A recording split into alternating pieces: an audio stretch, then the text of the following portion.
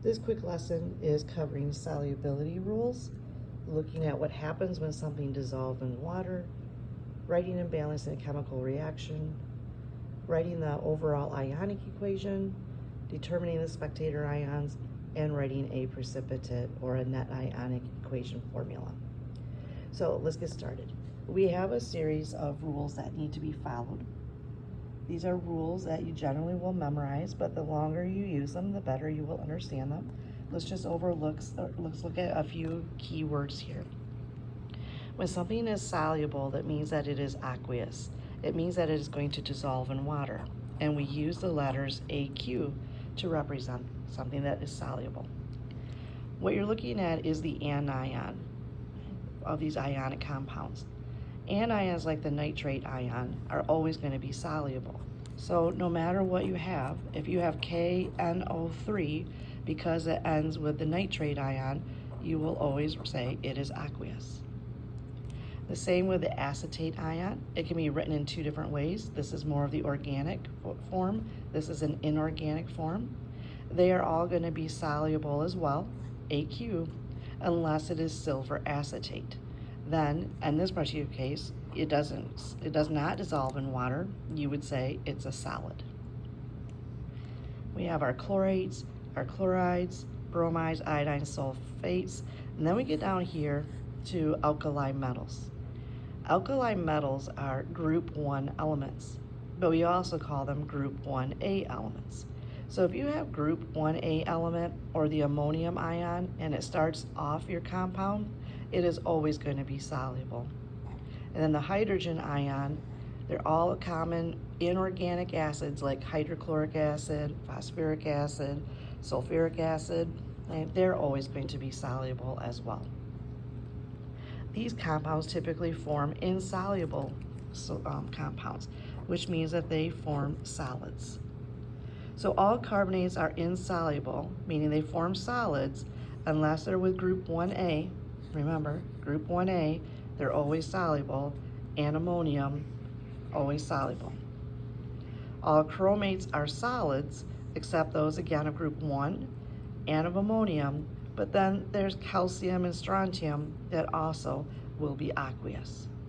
And we follow through with our rules. So let's put it in practice. I'm going to ask you to write and balance an equation. I'm just going to write it out for you for right now. And I have sodium carbonate. I have the carbonate ion, CO3. I come over here, I find the carbonate ion. All carbonates are solids unless it's with group 1 or ammonium. Sodium is in group 1 on the periodic table, so it is aqueous. We have silver nitrate. Nitrate is the identifier. We know that all nitrates are soluble, so it will be followed with aqueous. We are going to do a double replacement reaction. We're going to get one product to be sodium nitrate. Again, it ends in nitrate, and we know that all nitrates are soluble, so it is aqueous. And then I have silver carbonate. I come here to carbonate. All carbonates are solids except group 1 and ammonium. It's not group 1 or ammonium, so we say it's a solid. So what does this mean on a chemical level, like particle level? What's happening? Well, when we put sodium carbonate in water, you will say, oh, it dissolves, it disappears. But what's really happening to them? Well, what's happening is that the sodium and the carbonate are breaking up. And with sodium now is going to become the sodium ion, and it's going to start floating around inside our container. And we have 2 of these sodium ions, so we'll have another sodium ion floating around in water. And then we only have 1 set of the carbonate ion, and it will start floating around in the water. They're breaking up, they're breaking apart. Same with silver nitrate. You have 1 silver ion here for every 1 nitrate ion, and they are floating around in the water. And then we have sodium nitrate, so for every 1 sodium ion, we have 1 nitrate ion. But here we have a solid, and they don't break apart. And that's where it will settle to the bottom. You'll see the solid form. It'll be like snowing when it falling in elementary school, where it falls to the ground, that is a precipitate, that is a solid. So we leave it here. Now remember, it's not just 2 sodium ions and 1 carbonate ion, because you've taken a scoop of that compound. So there are multiple ions of sodium and carbonate. It's just that it has to be in a 2-to-1 ratio. And again, the silver and the nitrate ions have to be in a 1-to-1 ratio. Well, this reaction isn't balanced. We see that we have 2 sodiums and we have 1 sodium here. So we need to have a coefficient of 2. And that means we'll have to balance our nitrates, which then it'll have to balance our silvers. So what does that picture look like? Once we balance them, we can see that our ratio here is still in a 2-to-1 ratio. Now we have 2 silver ions and they're floating around, and 2 nitrate ions floating around, still in a 1-to-1 ratio, but we have to have twice as many silver ions and nitrate ions. And then over here, we had originally had, so we have twice as many. And over here we had 1 sodium and 1 nitrate ion, but here we have to have twice as many, and we still have our silver carbonate. So we can get our salts back out. We could filter off this solution of sodium nitrate and collect the solid in our filter paper. But then we could evaporate the water off, and then the ions then would go back into its solid form of sodium nitrate. So we're going to use this as we move through something called net ionic equations. So I'm going to use the same 2 reactants, sodium carbonate and silver nitrate. And if you needed some assistance on how to write and balance that, remember what you want to do is you want to look at sodium and identify its charge, and carbonate, which was a 2 negative.